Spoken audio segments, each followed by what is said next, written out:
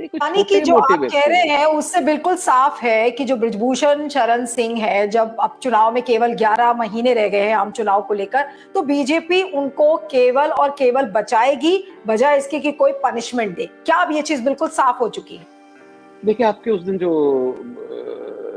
UP के जो एक कॉरेस्पॉन्डेंट बैठे हुए थे, बहुत अच्छे उन्होंने बात की। मुझे लगता था, मुझे किसी ने बताया था 8 से 10 सीटों पे इनका इन्फ्लुएंस है। उन्होंने आपको सीट्स तक गिना दी थी, 6 सीटों पे उनका और इन्फ्लुएंस है। बहराइच वाले इलाके में हाँ, तो 6 इलाके जब किसी के इन्फ्लुएंस में, और वो भी इलाके ऐसे जहां पर योगी आदित्यनाथ का वर्चस्व, ये वही एरिया है गोरखनाथ का, तो योगी कभी नहीं चाहेंगे कि उनके एरिया से 5-6 सीटें निकल जाए, क्योंकि ये जिस भी पार्टी में जाते हैं वहीं को जिताते हैं।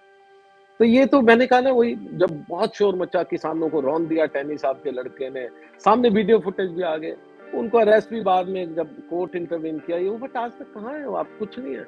वो तो वहां से पूरा स्वीप कर गए, और बीजेपी बहुत प्राउडली बोलती है कि किसान गलत थे, किसानों का हमने वेस्टर्न यूपी में भी सीटें ले ली और हमने वो स्वीप कर दिया वहां का एरिया। इसका मतलब वोट इज, जो कहते हैं ना, बिगर थिंग देन किसी की लाइफ। तो यहाँ पर भी किसी के करियर से बिगर होगा आपको कौन सीट दिला रहा है, कौन सीट नहीं दिला रहा है। तो there is more of a political angle. जिस पेस से इस विवाद को उठाया गया था, यानी कि प्रोटेस्ट हुआ, फिर उसके बाद अनुराग ठाकुर पहुंचे, अब छोटी छोटी खबरें आ रही हैं। अगर आप पेपर की वेबसाइट्स खोलिए या फिर न्यूज़पेपर्स में देखिए, अब वो बड़ी जो खबरें थी वो छोटी कॉलम की खबर हो गई है। आज जो रेसलर्स ने ट्वीट्स किए हैं उसको लेकर एक बहुत छोटी खबर है। क्या अब हम ये मानकर चले कि जो आने वाले दिन है, ये रेसलर्स बोलते भी रहेंगे तो धीरे धीरे मीडिया भी इस स्टोरी को भूल जाएगा और फिर धीरे धीरे बृजभूषण को क्लीन चिट मिल जाएगी?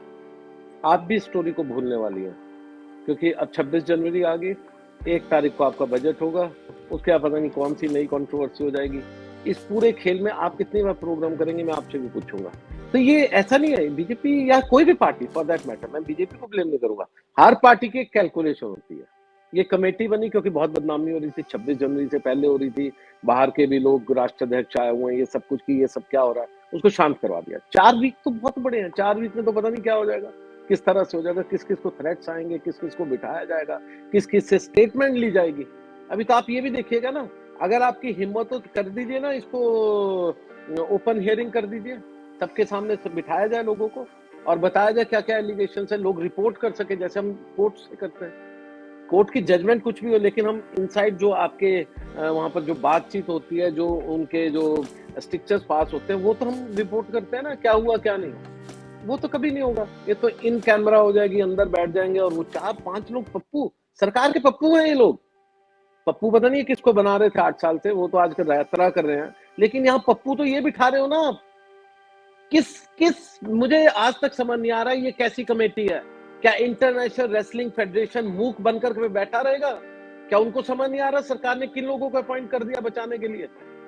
इससे लार्जर कॉन्स्पिरेसी, इससे लार्जर गेम जो हम और आप कभी नहीं समझ सकेंगे। हाँ, हम तब बहस करेंगे अगर इनमें से 2-3 जो बड़े नाम है, जिनका थोड़ा करियर भी है, इनका किसी के साथ कोई कुछ नाइंसाफी हो जाएगी तो हम जरूर बैठ जाएंगे, या वो शोर मचा देंगे, या उनको टिकट नहीं देगी बीजेपी, क्योंकि ये भी तो हो सकता है ना, कई बार गेम है, तो पता नहीं क्या क्या होने वाला है। हरियाणा के भी तो इलेक्शन आने वाले हैं ना, हर जगह के इलेक्शन है। मैंने क्या कहा, ये एक इतना बड़ा आई वॉश है। मुझे हैरानी हुई उस दिन, जिस दिन मैंने कमेटी का अनाउंसमेंट सुना, मुझे उसी दिन समझ आ गया कि प्रभु आप महान है, हम सबसे गलती हुई। चलिए, कहानी तो बहुत ज्यादा कॉम्प्लिकेटेड लग रही है और बिल्कुल साफ जो एक पॉलिटिकल गेम जो इस समय समझ में आ रहा है कि मेरी कॉम को जो दोनों कमिटीज में बिठाया गया है, मेरी कॉम ऐसा लग रहा है, और मैं यहाँ कथा कथित शब्द इस्तेमाल करूंगी कि कथा कथित रूप से ऐसा लग रहा है कि मेरी कॉम को इसीलिए दोनों कमिटीज में बिठाया गया है ताकि बृजभूषण शरण को बचाया जा सके।